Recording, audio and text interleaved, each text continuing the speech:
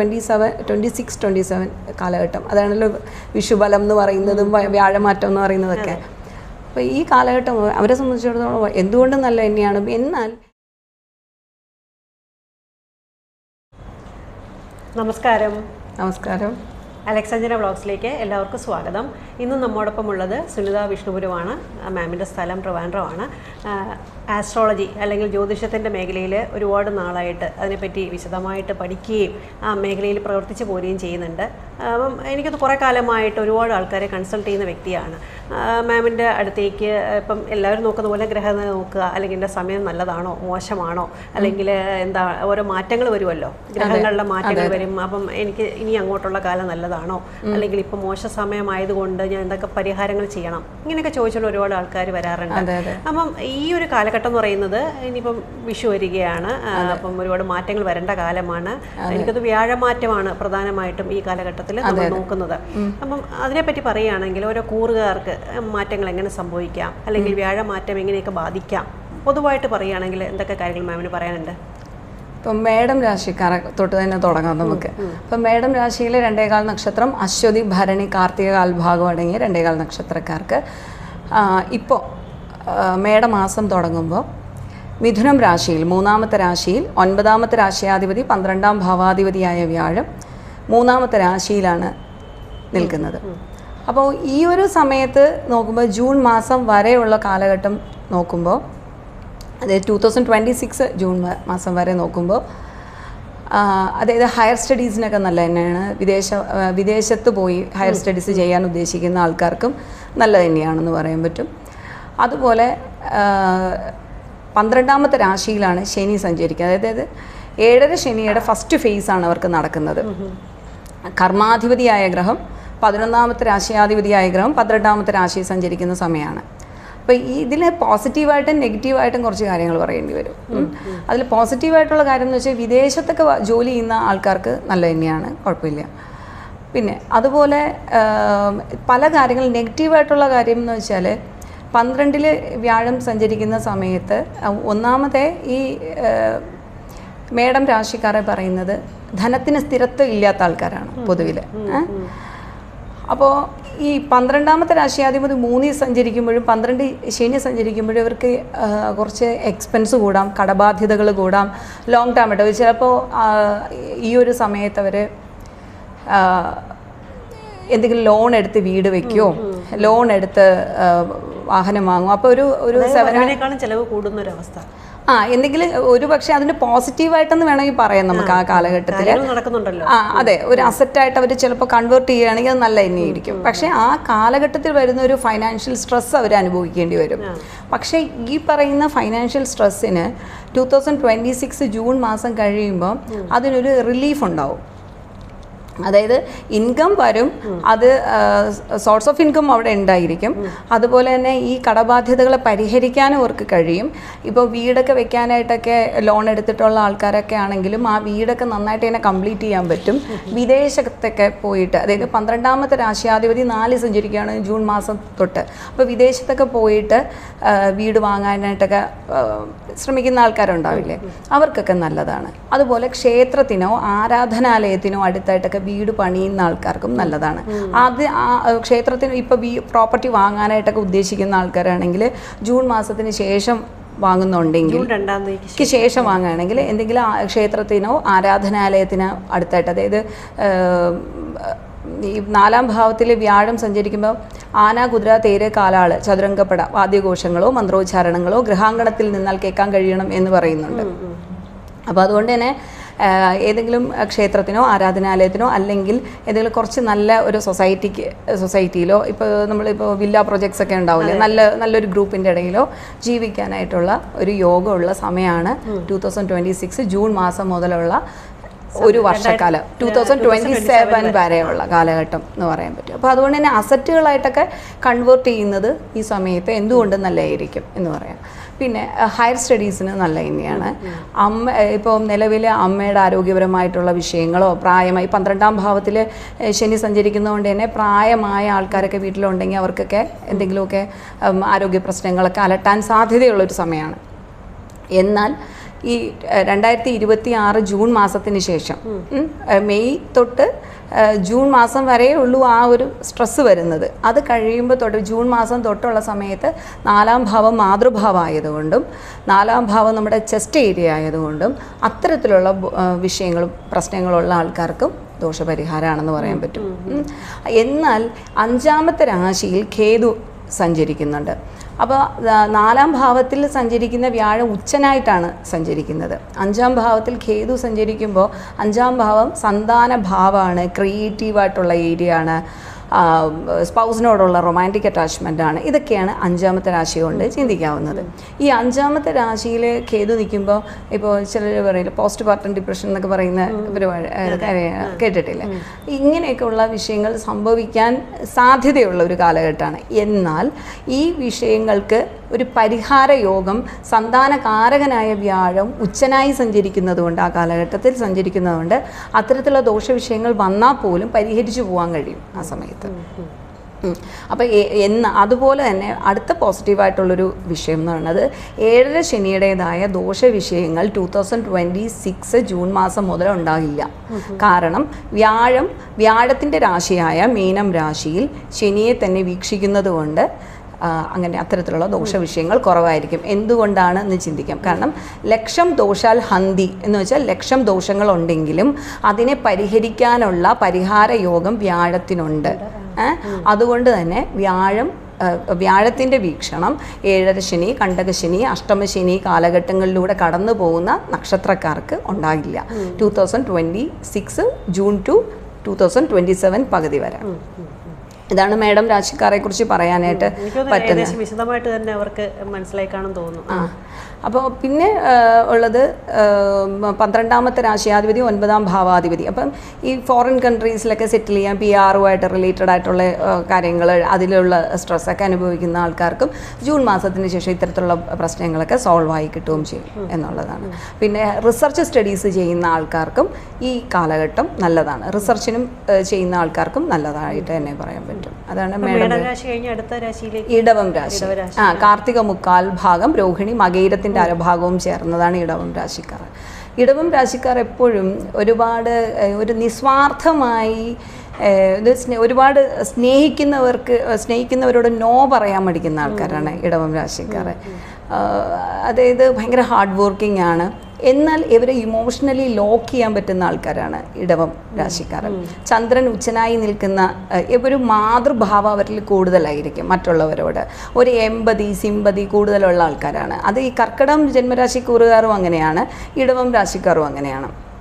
അപ്പോൾ എന്നാൽ കർക്കിടകം രാശിക്കാർക്ക് അത് കുറച്ചുകൂടെ ഒരു സിമ്പതിയൊക്കെ ഉണ്ടെങ്കിലും ഇവരെക്കാളും അവരുടേതായ കാര്യങ്ങൾ എക്സിക്യൂഷൻ നടത്താൻ കുറച്ചുകൂടെ മിടുക്കരാണ് കർക്കിടകം രാശിക്കാർ. എന്നാൽ ഇടവം രാശിക്കാർ വരുമ്പോഴത്തേക്കും വളരെ സ്നേഹിക്കുന്ന ആൾക്കാർ എന്തെങ്കിലും ഒരു കാര്യം ആവശ്യപ്പെടുകയാണെങ്കിൽ നോ പറയാതെ അവർ ചെയ്യാൻ മാക്സിമം എല്ലാവരും എന്നെക്കുറിച്ച് നല്ലത് ഇനി പറയണം എന്നൊരു ചിന്തയുള്ളവരായിരിക്കും ഇടവം രാശിക്കാർ വരുന്നത്. അപ്പോൾ ഈ രാശിക്കാർക്കും വളരെ നല്ലതാണ്. അത് പൊതുവിൽ വ്യാഴമാറ്റം ആണെങ്കിലും അല്ലെങ്കിലും നല്ലത് തന്നെയാണ്. 2026-27 ചിന്തിക്കുമ്പോൾ അങ്ങനെ തന്നെയാണ് പറയാൻ പറ്റുന്നത്. കാരണം 11-ാമത്തെ രാശിയാധിപതിയായ ഗ്രഹം 2-ാം ഭാവത്തിൽ സഞ്ചരിക്കുന്ന കാലഘട്ടമാണ്. 11 ഭാവം എന്ന് പറയുന്നത് ലാഭസ്ഥാനാണ്. 2-ാമത്തെ രാശി എന്ന് പറയുന്നത് ധനഭാവമാണ്. 11-2 ഭാവങ്ങൾ തമ്മിലൊരു കണക്ഷൻ വരുമ്പോഴത്തേക്കും അവർക്ക് ഫൈനാൻഷ്യൽ ഗ്രോത്ത് ഉണ്ടാക്കാൻ പറ്റുന്ന ഒരു കാലഘട്ടമായിട്ട് തന്നെ പറയാൻ പറ്റും. അതുപോലെ അഷ്ടമാധിപതിയായ ഗ്രഹം ആണ് 11-ാം ഭാവാധിപതി.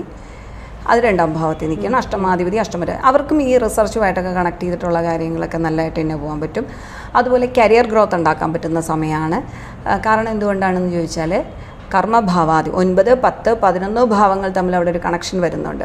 9-ാം ഭാവം ഹൗസ് ഓഫ് നോളജാണ്, ഹയർ സ്റ്റഡീസിൻ്റെ ഭാവമാണ്, ഭാഗ്യഭാവമാണ്. അപ്പോൾ അതുകൊണ്ട് തന്നെ അവരെന്താണോ അവരുടെ ഹയർ നോളജ്, ഹയർ എക്സ്പീരിയൻസ് അതൊക്കെ അവർക്ക് നല്ല രീതിയിൽ എക്സിക്യൂട്ട് ചെയ്യാനും MLC പോലുള്ള മൾട്ടിനാഷണൽ കമ്പനികളിലോ ലാർജ് സ്കെയിൽ ഓർഗനൈസേഷൻസുമായിട്ടൊക്കെ കണക്ട് ചെയ്തിരിക്കുന്നവർക്കൊക്കെ വളരെ നല്ലതായിട്ടുള്ളൊരു സമയമായിട്ട് തന്നെ പറയാൻ പറ്റും. മാത്രമല്ല ഈ 11-ാം കർമ്മഭാവാധിപതിയെയും 9-ാം ഭാവാധിപതിയെയും വ്യാഴവീക്ഷണം ജൂൺ മാസം മുതൽ ഉണ്ടാവുകയും ചെയ്യുന്നുണ്ട്. അതും വളരെ നല്ലതായിട്ട് തന്നെ പറയാൻ പറ്റും. അപ്പോൾ അത് അവിടെയും എന്ത് ചെയ്യും, ഈ വ്യാഴം എപ്പോഴും ഡെവലപ്പ് ചെയ്യും, ഇമ്പ്രൂവ് ചെയ്യും, ഗ്രോത്ത് ആൻഡ് എക്സ്പാൻഷൻ കൊടുക്കും. അപ്പോൾ എന്താ സംഭവിക്കുന്നത് അവിടെ ആ കരിയർ ഗ്രോത്ത് അവിടെ ഉണ്ടായിക്കൊണ്ടേയിരിക്കും. നമുക്ക് കോൺഫിഡൻസ് മെയിൻ. ഇവർക്ക് കോൺഫിഡൻസ്, ഇവരുടെ ഈ ഇടവം രാശിക്കാരുടെ ഒരു പ്രത്യേകത എന്ന് പറയുന്നത്, നമുക്ക് പലർക്കും ഒരുപാട് ആശയങ്ങളുണ്ടായിരിക്കും.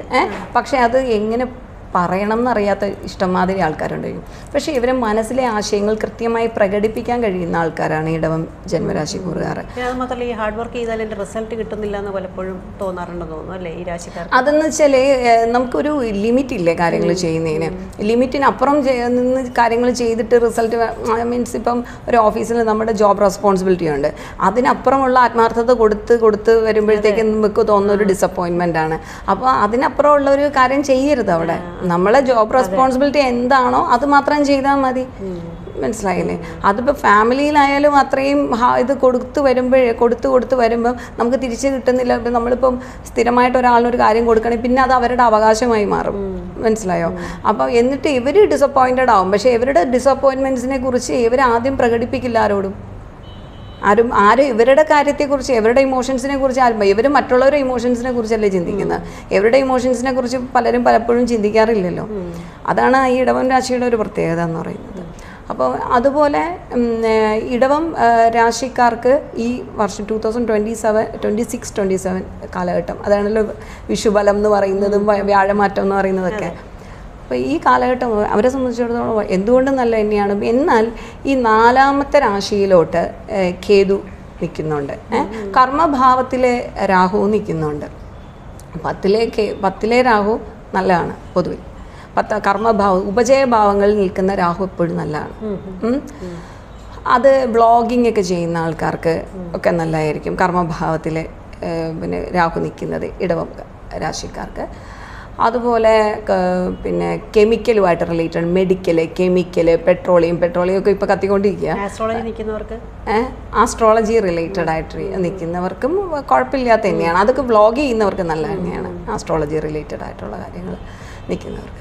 അപ്പോൾ അതുപോലെ 11ാം ഭാവത്തിനെ ഞാൻ പറഞ്ഞല്ലോ, വ്യാഴവീക്ഷണം 11ാം ഭാവത്തിലോട്ട് 3ാം ഭാവത്തിൽ നിൽക്കുന്ന വ്യാഴം വീക്ഷിക്കുന്നുണ്ട് ജൂൺ മാസം കഴിയുമ്പോൾ. അത് അവരുടെ കമ്മ്യൂണിക്കേഷൻ കുറച്ചുകൂടെ ശക്തമായി വരും 3ാം ഭാവം. അതുപോലെ സഹോദരങ്ങൾക്കും പുരോഗതി ഉണ്ടാകുന്ന സമയമാണ്. 3ാം ഭാവം സഹോദര ഭാവമാണെന്ന് പറയാൻ പറ്റും.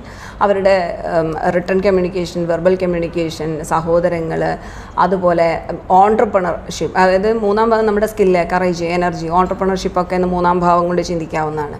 അപ്പോൾ അവരുടെ ഒരു സ്വന്തമായിട്ടൊരു ഫോമൊക്കെ നടത്തിക്കൊണ്ട് പോകുന്ന ആൾക്കാരാണെങ്കിൽ അത് നല്ലതാണ് എന്ന് പറയാൻ പറ്റും. അതൊരുപാട് പുരോഗതി, ഫൈനാൻഷ്യലി അവർക്ക് ഒരുപാട് പ്രോഗ്രസ് ഉണ്ടാക്കിയെടുക്കാൻ കഴിയുന്ന ഒരു കാലഘട്ടം തന്നെയായിട്ട് പറയാൻ പറ്റും.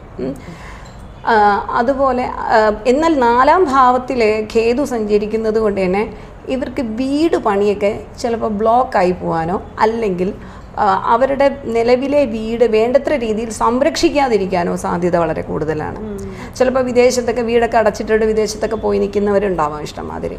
അവർക്ക് ആ വീടിന് അറ്റകുറ്റപ്പണികൾ വരാനോ വേണ്ടത്ര രീതിയിൽ സംരക്ഷിക്കാതിരിക്കാനോ ഒക്കെയുള്ള സാധ്യത അവിടെ കൂടുതലായിട്ട് പറയാൻ പറ്റും.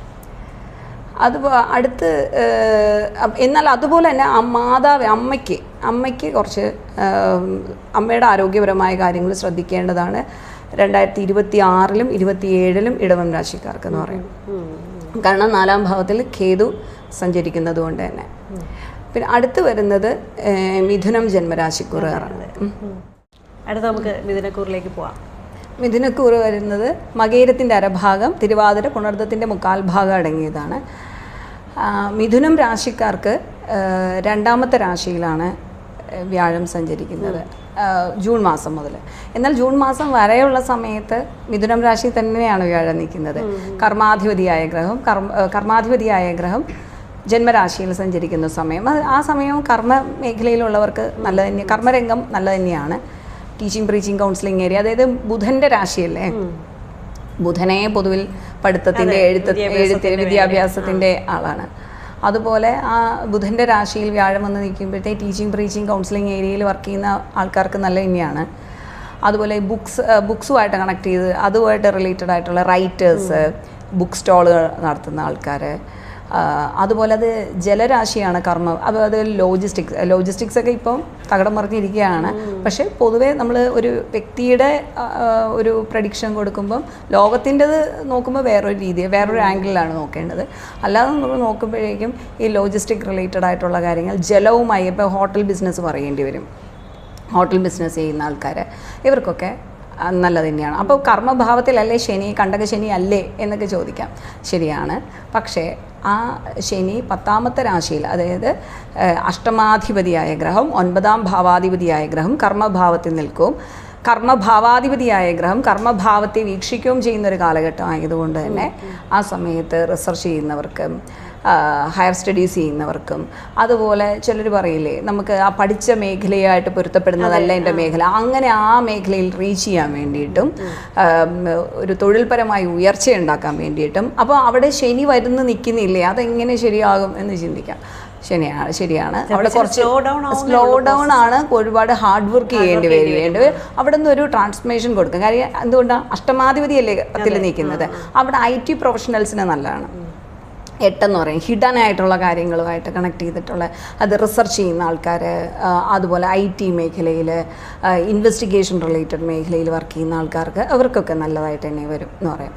എന്നാൽ 3ാമത്തെ രാശിയിൽ കേതു വന്ന് നിൽക്കുന്നുണ്ട്, 9ാമത്തെ രാശിയിൽ രാഹുവും സഞ്ചരിക്കുന്നുണ്ട്. അപ്പോൾ അവരുടെ വെർബൽ കമ്മ്യൂണിക്കേഷനൊക്കെ ഓക്കെയാണ്. പക്ഷേ റിട്ടൺ കമ്മ്യൂണിക്കേഷൻ ചെയ്യുമ്പോൾ, പ്രത്യേകിച്ച് നമ്മൾക്ക് കൂടുതൽ ഇമെയിൽ ഡ്രാഫ്റ്റിങ് കാര്യങ്ങൾ, secretarial jobs, administration, human resources, അങ്ങനെയൊക്കെയുള്ള മേഖലയിൽ കമ്മ്യൂണിക്കേഷൻ, അല്ലെങ്കിൽ ഏത് മേഖലയിലും റിട്ടൺ കമ്മ്യൂണിക്കേഷൻ കൂടുതലല്ലേ ഇപ്പം. ഈ റിട്ടൺ കമ്മ്യൂണിക്കേഷൻ ചെയ്യുമ്പോൾ നമുക്ക് തന്നെ ബാക്ക് ഫെയർ ചെയ്യരുത് നമ്മുടെ കമ്മ്യൂണിക്കേഷൻ. നമുക്ക് തന്നെ പറയാവുന്ന കമ്മ്യൂണിക്കേഷൻ നമ്മൾ ചെയ്യരുത്. എപ്പോഴും പ്രത്യേകിച്ച് അഡ്വക്കേറ്റ്സ് അവർ കൊണ്ട് സബ്മിറ്റ് ചെയ്യുന്ന ഡോക്യുമെൻറ്റ്സ് കൂടുതൽ തിരിച്ചും മറിച്ചും ക്രോസ് ചെക്ക് ചെയ്തതിന് ശേഷം, അല്ലെങ്കിൽ നമ്മൾ കൊടുക്കുന്ന കാര്യം നമുക്ക് തന്നെ ബാക്ക് ഫെയർ ചെയ്യാൻ ചാൻസ് കൂടുതലാണ്. അപ്പോൾ എന്നാൽ അവരുടെ കമ്മ്യൂണിക്കേഷൻ നല്ലതാണ്. അതുപോലെ തൊഴിലും ഒക്കെ നല്ലതായിട്ട് തന്നെ വരും. സാമ്പത്തികമായി ഫൈനാൻഷ്യൽ ഗ്രോത്ത് ഉണ്ടാവും തീർച്ചയായിട്ടും. കാരണം കർമ്മഭാവാധിപതി 2ാം ഭാവത്തിൽ ഉച്ചനായി സഞ്ചരിക്കുക എന്ന് വെച്ചാൽ അതിൻ്റെ അർത്ഥം എങ്ങനെയാണ്? കർമ്മ മേഖലയിൽ നിന്ന് ധനാഗമ മാർഗം ധനം ഉണ്ടാകും എന്നുള്ള ഒരു പ്രോമിസ് തന്നെയല്ലേ ആ കാലഘട്ടത്തിൽ വ്യാഴം കൊടുക്കുന്നത്. അപ്പോൾ അതുകൊണ്ട് അത് ആ സമയം എന്തുകൊണ്ടും നല്ല തന്നെയാണ് എന്ന് പറയാൻ പറ്റും. പിന്നെ ആരോഗ്യപരമായിട്ടും ചിന്തിക്കുമ്പം 6ാമത്തെ രാശിയാധിപതിയൊക്കെ ചിന്തിക്കുമ്പോഴും നല്ലത് തന്നെയാണ്. വ്യാഴ വീക്ഷണമൊക്കെ ഉണ്ടല്ലോ. അതായത് വ്യാഴത്തിൻ്റെ 5ാം ഭാവത്തിലോട്ടുള്ള വീക്ഷണം എന്ന് പറയുന്നത് വൃശ്ചികം രാശിയിലോട്ട് വരും. അത് പിന്നെ ഈ രാശിയുടെ 6ാമത്തെ രാശിയിലോട്ട് വരും. അതുകൊണ്ട് തന്നെ ആരോഗ്യപരമായും കുഴപ്പമില്ല. സ്പൗസിന് നല്ലത് തന്നെയാണ്, സ്പൗസിന് ഉയർച്ചയാണ്. കാരണം 7ാമത്തെ രാശിയാധിപതിയായ ഗ്രഹമാണ് ഉച്ചനായി 2ാം ഭാവത്തിൽ സഞ്ചരിക്കുന്നത്. അപ്പോൾ സ്പൗസിനും തൊഴിൽപരമായിട്ടൊക്കെ എന്തെങ്കിലും അഭിവൃദ്ധി ഉണ്ടാവാനോ ഫൈനാൻഷ്യൽ ഗ്രോത്ത് ഉണ്ടാക്കാനോ ഒക്കെ സാധിക്കുന്ന സമയമായിട്ട് തന്നെ പറയാൻ പറ്റും എന്ന് പറയാം. അടുത്ത് പറയാൻ പറ്റുന്ന രാശി എന്ന് പറയുന്നത് കർക്കിടകം രാശി. പുണർദത്തിൻ്റെ കാൽഭാഗം പൂയം ആയില്യവും ചേർന്നതാണ് എന്ന് പറയാം. അപ്പോൾ ഈ രാശിക്കാർക്ക് വളരെ നല്ലതാണ്. കാരണം കർക്കിടകം രാശിക്കാർ പൊതുവേ ശാന്തമായ പ്രകൃതം, ശക്തമായ വാക്ക്, ശക്തമായ ചിന്തകളെ എക്സിക്യൂട്ട് ചെയ്യാനുള്ള കഴിവുള്ളവരാണ്. വളരെ ശാന്ത പ്രകൃതരും തന്നെയായിരിക്കും. പക്ഷേ അവർ ഒരുപാട് ചിന്തിച്ചിട്ടായിരിക്കും ഒരു തീരുമാനം എടുക്കുന്നത്. ആ തീരുമാനം കറക്റ്റായിട്ട് ഒരു എക്സിക്യൂഷൻ നടത്തും. അതുകൊണ്ട് തന്നെ ഒരു ചന്ദ്രൻ്റെ രാശിയായതുകൊണ്ട് തന്നെ ഒരുപാട് മറ്റുള്ളവരുടെ എമ്പതിയുള്ള ആൾക്കാരാണ്. ഒരുപാട് പ്രോബ്ലംസ് കേട്ട് സോൾവ് ചെയ്യാനായിട്ട് ഒരു സൊല്യൂഷൻ പറഞ്ഞു കൊടുക്കാൻ കഴിവുള്ള ആൾക്കാരാണ്. വെറുതെ കേട്ടുകൊണ്ടിരിക്കാൻ മാത്രമല്ല, സൊല്യൂഷൻ പറഞ്ഞുകൂടെ എങ്ങനെ എക്സിക്യൂട്ട് ചെയ്യണമെന്ന് പറഞ്ഞു കൊടുക്കാൻ കഴിവുള്ളവരാണ്. കാരണം എന്തുകൊണ്ടാണ്? 2ാമത്തെ രാശിയാധിപതി സൂര്യനായതുകൊണ്ട് തന്നെ.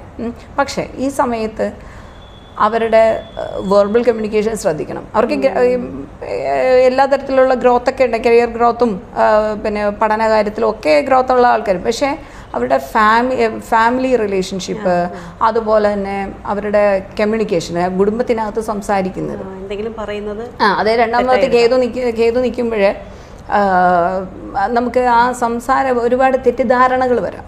അവിടെ നമ്മൾ പറയുന്നതായിരിക്കില്ല കേൾക്കുന്ന ആൾ ഉദ്ദേശിക്കുന്നത്. ചിലപ്പോൾ നമ്മൾ മറ്റൊരാളുടെ ഇമോഷൻസ് മനസ്സിലാക്കാതെ ആയിരിക്കും സംസാരിക്കുന്നത്. ഇങ്ങനെ ഇമോഷൻസ് മനസ്സിലാക്കാൻ ബേസിക്കായിട്ട് അങ്ങനെ കഴിവുള്ള ആൾക്കാർ തന്നെയാണ്. എന്നാൽ ഈ കാലഘട്ടത്തിൽ അതിനുള്ള ചില കഴിവുകൾ കുറഞ്ഞു പോവാം. എന്നാൽ അത് ഈ വർഷം അവസാനത്തോടു കൂടി ആ ഒരു രാശിമാറ്റം ഉണ്ട് കേതുവിനും രാഹുവിനും ഒക്കെ. എന്നാലും ഈ വർഷം നമ്മൾ അങ്ങനെയുള്ള കാര്യങ്ങൾ, നമ്മുടെ വെർബൽ കമ്മ്യൂണിക്കേഷൻ നമ്മൾ ഒരുപാട് ശ്രദ്ധിക്കേണ്ടതാണ്. 9ാമത്തെ രാശി, അഷ്ടമാധിപതി 7ാം ഭാവാധിപതി 9ാമത്തെ രാശിയിലാണ് സഞ്ചരിക്കുന്നത് ശനി വന്നിട്ട്. 9ാമത്തെ രാശ്യാധിപതിയായ ഗ്രഹം തന്നെയാണ്, ഭാഗ്യഭാവത്തിൻ്റെ ആധിപത്യം വഹിച്ച ഗ്രഹം തന്നെയാണ് എവിടെ സഞ്ചരിക്കുന്നത്, നമുക്ക് ചന്ദ്രനോടൊപ്പം സഞ്ചരിക്കുന്നത്. അപ്പോൾ ആ ഭാഗ്യഭാവത്തിൻ്റെ ആധിപത്യം വഹിച്ച ഗ്രഹം ആ 9ാം ഭാവത്തെ വീക്ഷിക്കുന്നുണ്ട്. അപ്പോൾ ഭാഗ്യമുള്ള കാലഘട്ടം തന്നെയാണ്, ഒരുപാട് ഭാഗ്യം ഉണ്ടാവും. അത് എങ്ങനെയൊക്കെ ആർക്കൊക്കെയോ ഭാഗ്യം ഉണ്ടാവുന്നത് എന്ന് ചോദിച്ചാൽ, കർക്കിടകം രാശിക്കാരുടെ സന്താനകാരകനായ ഗ്രഹമാണ് ഭാഗ്യം. അപ്പം കുഞ്ഞുങ്ങൾ കാരണം, കുട്ടികൾ കാരണം ഭാഗ്യം ഉണ്ടാവും, കുട്ടികൾക്ക് ഭാഗ്യം ഉണ്ടാവും. അതുപോലെ 9ൽ വ്യാഴം നിൽക്കുന്ന കാലഘട്ടത്തെ നമുക്ക് പറയാം അങ്ങനെ, ചതുർഭൂമികം തദ്ഗ്രഹം തസ്യ ഭൂമി എന്ന് പറയുന്നത് വെച്ചാൽ 4 വീട്, 4 കെട്ട് വീട്, 4 നിലയുള്ള വീട്. പക്ഷെ ഒത്തിരി വീടുകളൊക്കെ വാങ്ങാനുള്ള യോഗമുള്ള പിന്നെ കാലഘട്ടമാണെന്ന് പറയും. മറ്റേ ഒരു ഒന്നിലധികമായ വീട്, ഇങ്ങനെ ഇൻവെസ്റ്റ്മെൻറ്റ് പർപ്പസിനായിട്ടൊക്കെ ഒരു ആൾക്കാർ വീട് വാങ്ങിയിട്ടില്ലേ, അങ്ങനെയുള്ളത്. അല്ലെങ്കിൽ ചിലപ്പം പല പല സ്ഥലങ്ങളുടെ റീലൊക്കേറ്റ് ചെയ്ത് ജോലി സംബന്ധമായിട്ടൊക്കെ റീലൊക്കേഷൻ ചെയ്യുകയും അവർക്ക് ഒരു 1-2 വീടൊക്കെ നിലവിലുണ്ടാവും. ഇനി അടുത്ത വീടിനെ പറ്റി ചിന്തിക്കുന്ന ആൾക്കാർ, അല്ലെങ്കിൽ വീടിനെ പറ്റി ചിന്തിക്കുന്ന ആൾക്കാർ, അവർക്കൊക്കെ നല്ലതാണ് എന്ന് പറയാൻ പറ്റും. ഇവർക്ക് കരിയർ വൈസും നല്ല തന്നെ, ഹയർ സ്റ്റഡീസ് ചെയ്യുന്ന കുട്ടികൾക്ക് നല്ല തന്നെ, വിദ്യാഭ്യാസപരമായിട്ടും ഒക്കെ തന്നെ നല്ല തന്നെയാണ് ഈ സമയം എന്ന് പറയും. കാരണം ഈ വ്യാഴം 5ാമത്തെ ക്രിയേറ്റീവായിട്ടുള്ള കാര്യങ്ങളാണ് 5ാമത്തെ രാശി ചിന്തിക്കുന്നത്. അവരുടെ ക്രിയേറ്റീവായിട്ടുള്ള മേഖലയിൽ ഡാൻസ്, പാട്ട്, അങ്ങനെ ചിത്രരചന, അങ്ങനെ ആർട്ടിസ്റ്റിക്കായിട്ടുള്ള മേഖലകളിൽ വർക്ക് ചെയ്യുന്ന ആൾക്കാർക്കും ഈ സമയം എന്തുകൊണ്ടും നല്ലതാണ്. കാര്യം 5ാം ഭാവത്തെയും വ്യാഴവീക്ഷണം കൊണ്ട് ക്രിയേറ്റീവായിട്ടുള്ള കാര്യങ്ങളൊക്കെ ചെയ്യുന്നവർക്ക് നല്ല തന്നെയാണെന്ന് പറയും. അടുത്ത് പറയാൻ പറ്റുന്നത് ചിങ്ങം ജന്മരാശിക്കൂറുകാരാണ്. മകം, പൂരം, ഉത്രത്തിൻ്റെ കാൽഭാഗം അടങ്ങിയത്. ഈ രാശിക്കാർ വളരെ ശ്രദ്ധിക്കേണ്ട ഒരു വർഷം തന്നെയായിട്ട് പറയണം. എന്തുകൊണ്ടാണെന്ന് വെച്ചാൽ അവരുടെ 5ാമത്തെ രാശി, 5 പറയുന്നത് നമ്മുടെ മനസ്സിൻ്റെ ഭാവം ആണ് 5. പൊതുവേ തന്നെ ഇപ്പം നടന്നുകൊണ്ടിരിക്കുന്നത് ഇവർക്കൊരു വിപരീത രാജയോഗം നടന്നുകൊണ്ടിരിക്കുകയാണ് നിലവിൽ. അത് ശനിയാണ് കൊടുക്കുന്നത്. ശനി 7ാമത്തെ രാശിയാധിപതി, 6ാം ഭാവാധിപതി അഷ്ടമരാശിയിൽ സഞ്ചരിക്കുന്ന ഒരു കാലഘട്ടമാണ്. അപ്പോൾ ഈ 6-8 ഭാവങ്ങൾ തമ്മിൽ 7ാം ഭാവാധിപതി, അപ്പോൾ പൊതുവിൽ റിലേഷൻഷിപ്പിന് ഭയങ്കര ബുദ്ധിമുട്ടുകൾ ഉണ്ടാവും എന്നുള്ളതാണ് ഈ സമയത്ത്. അവർ നിലവിൽ അല്ലാതെ തന്നെ അടിസ്ഥാനപരമായിട്ടേ ചില ഡിഫറൻസ്, അഭിപ്രായ വ്യത്യാസങ്ങളുള്ള ആൾക്കാർക്ക് ഈ സമയത്ത് അഭിപ്രായ വ്യത്യാസങ്ങളും നിലപാടുകളും ഒരുപാട് കാലം കൊണ്ട് അഡ്ജസ്റ്റ് ചെയ്ത് പോകുന്ന കുറേ ആൾക്കാരുണ്ടാവില്ലേ, ജീവിതത്തിൽ അഡ്ജസ്റ്റ്മെൻ്റ് എന്നുള്ള ലെവലിൽ പോകണം. അവർക്ക് ഈ സമയത്ത് അത് ഇനി അഡ്ജസ്റ്റ് ചെയ്യാൻ പറ്റില്ല എന്നുള്ള തീരുമാനങ്ങളൊക്കെ എടുക്കാൻ സാധ്യത കൂടിയൊരു കാലഘട്ടമാണ് 2026 എന്ന് പറയാൻ പറ്റും. അതിൻ്റെ കുറച്ചുകൂടെ ഒരു തീഷ്ണത 2026 ജൂൺ മാസം തുടങ്ങിയുണ്ട്. അത് മാത്രമല്ലാതെ ഈ ചിങ്ങൻ ജന്മരാശിക്കൂറുകാർക്ക് എല്ലാ തരത്തിലും അവർ മനസ്സിലാക്കേണ്ടതാണ് പൊതുവിൽ ചിന്തിക്കുമ്പോൾ. കാരണം ഈ ഒരു കാലഘട്ടത്തിൻ്റെ ദോഷമാണെന്നും അതൊരു കുറച്ചൊരു സമയം, ഒരു ടൈം ഫ്രെയിമിൽ മാത്രമാണ് ആ ഒരു പ്രശ്നമെന്നും മനസ്സിലാക്കേണ്ടതാണ്. കാരണം ഇപ്പോൾ എടുത്തു ചാടി ഞാൻ പറയുന്നത് എല്ലാവരെയും അല്ല പറയുന്നത്, നല്ലതായിട്ട് നല്ല ബോണ്ടിങ്ങോടുകൂടി ജീവിച്ചു പോകുന്ന അതെ, ജാതകം കൊണ്ട് അവർക്ക് വലിയ കുഴപ്പമില്ല, നല്ല പൊരുത്തത്തോടുകൂടി ജീവിച്ചു പോകുന്ന ഇഷ്ടംമാതിരി ആൾക്കാരുണ്ടാവും. അല്ലാത്ത ചില ആൾക്കാരെ കുറിച്ച് ഞാൻ പറയണേ. അങ്ങനെ നിലവിൽ അഭിപ്രായ വ്യത്യാസങ്ങളൊക്കെ ഉള്ള ആൾക്കാർ ഇപ്പോൾ ഒരു തീരുമാനം എടുക്കരുത്. അതുപോലെ സ്പൗസിൻ്റെ ആരോഗ്യപരമായ കാര്യങ്ങൾ ശ്രദ്ധിക്കേണ്ടതാണ്. കാരണം 6ാമത്തെ രാശ്യാധിപതിയായ ഗ്രഹമാണ് അഷ്ടമരാശി, 7ാം ഭാവാധിപതി. 7 എന്ന് പറഞ്ഞാൽ സ്പൗസിൻ്റെ ഭാവം. ആ സ്പൗസിൻ്റെ ഭാവം ഭരിക്കുന്ന ഗ്രഹത്തിന് രോഗഭാവം, കടത്തിൻ്റെ ഭാവം, ശത്രുക്കളുടെ ഭാവമായിട്ട് ഒരു കണക്ഷനുണ്ട്. അതുപോലെ തന്നെ അഷ്ടമരാശി അനിഷ്ടഭാവമായിട്ടൊരു കണക്ഷനുണ്ട്. അപ്പോൾ അതുകൊണ്ട് തന്നെ സ്പൗസിൻ്റെ ആരോഗ്യം ശ്രദ്ധിക്കണം. മാനസികമായിട്ടുള്ള അത് ഫിസിക്കൽ ഹെൽത്തും മെൻ്റൽ ഹെൽത്തും ഒരു മെൻ്റൽ സപ്പോർട്ട് അങ്ങോട്ടും ഇങ്ങോട്ടും കൊടുത്ത് ജീവിക്കേണ്ട കാലഘട്ടമാണ് ഇത്. ഈ റിലേഷൻഷിപ്പിൽ നിന്നൊക്കെ ഡിറ്റാച്ച്മെൻറ്റ് തോന്നാൻ സാധ്യത വളരെ കൂടുതൽ തന്നെയാണ് ഈ സമയത്ത്. പ്രാർത്ഥനയും കാര്യങ്ങളുമായിട്ടൊക്കെ പോകണം. അതുപോലെ അഷ്ടമാധിപതി 12ാം ഭാവത്തിലോട്ടൊക്കെ വരുന്നത് കൊണ്ട് തന്നെ നമുക്ക് കുറച്ചുകൂടെ ആൻസൈറ്റി ഉണ്ടാകാം. അതുകൊണ്ട് ഇപ്പോഴേ തന്നെ കൂടുതൽ എല്ലാവരും ഞാൻ റിക്വസ്റ്റ് ചെയ്യുന്നത് ഈ സമയത്ത് തീർച്ചയായിട്ടും മെഡിറ്റേഷൻ ഫോളോ ചെയ്യണം. പ്രാർത്ഥന, മെഡിറ്റേഷൻ ഇങ്ങനെയുള്ള കാര്യങ്ങളിൽ കൂടുതൽ ശ്രദ്ധ കൊടുത്തു പോകുന്നതാണ് ചിങ്ങം ജന്മരാശി. പറ്റും. എന്നുള്ളതാണ്. പിന്നെ ശനിയെയും രാഹുകേതുക്കളെയും വ്യാഴത്തിനെയും കൊണ്ട് ചിന്തിക്കുമ്പോൾ അങ്ങനെ എക്സ്പെൻസ് കൂടുതൽ തന്നെയായിരിക്കും. പക്ഷേ ഈ ഒരു കാലഘട്ടം കഴിഞ്ഞാൽ ആ പ്രശ്നം തീരുവാണ്. അത് ഇല്ല ഇപ്പം വർഷം അപ്പം ആ കാലഘട്ടത്തിലൂടെ കടന്നു പോകുമ്പോൾ നമുക്ക് പക്ഷേ അങ്ങനെ കഥ പറഞ്ഞിട്ടോ അല്ലെങ്കിൽ അങ്ങനെയാണെന്ന് പറഞ്ഞിട്ടോ ഒന്നും അവർക്ക് ആ സമയത്ത് നമ്മളാണെങ്കിൽ കൂടെയും ഇല്ലേ ഒരു പ്രശ്നത്തിൻ്റെ പീക്കിൽ നിൽക്കുമ്പോൾ അത് മാറിക്കോളൂ ഒരു വർഷം കഴിയട്ടെ എന്ന് പറഞ്ഞാൽ ചിലപ്പോൾ ആ സെക്കൻഡിൽ സോൾവ് ചെയ്യേണ്ട പ്രശ്നമായിരിക്കും. അല്ലെങ്കിൽ നമ്മുടെ ആത്മാഭിമാനത്തിനെ വ്രണപ്പെടുത്തുന്ന ചില കാര്യങ്ങളായിരിക്കും അവിടെ നടന്നിട്ടുണ്ടായിരിക്കാം. അല്ല ഒരു വർഷം കഴിയുമ്പോൾ ശരിയാവും എന്ന് പറഞ്ഞാൽ ലോജിക്കല്ല. പക്ഷേ നമ്മൾ പ്രഡിക്ഷൻ കൊടുക്കുമ്പോൾ പറയേണ്ടി വരും.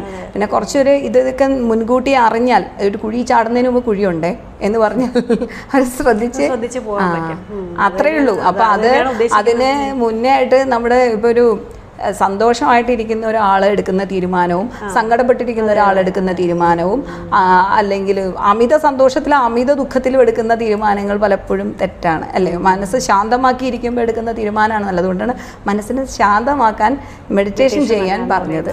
ഇപ്പം അത് വഴിപാടുകൾ ചെയ്യാൻ ഞാൻ പറയില്ല ഈ സമയത്ത്. എന്തായാലും വഴിപാടുകളല്ല, ഫസ്റ്റ് പ്രയോറിറ്റി കൊടുക്കേണ്ടത് മെഡിറ്റേഷൻ തന്നെയാണ്. കാരണം ഇപ്പം ഒരാൾ വാശി പിടിച്ചിരിക്കണം ഞാനില്ല മരുന്നൊന്നും ചെയ്യില്ല, ഞാൻ മെഡിസിനൊന്നും കഴിക്കില്ല എന്ന് വാശി പിടിച്ചിരിക്കുന്ന ആൾക്കാരെ നമ്മൾ വല്ല എണ്ണയോ കുഴമ്പോ ഒക്കെ എടുത്ത് തേച്ച് കൊടുക്കാം.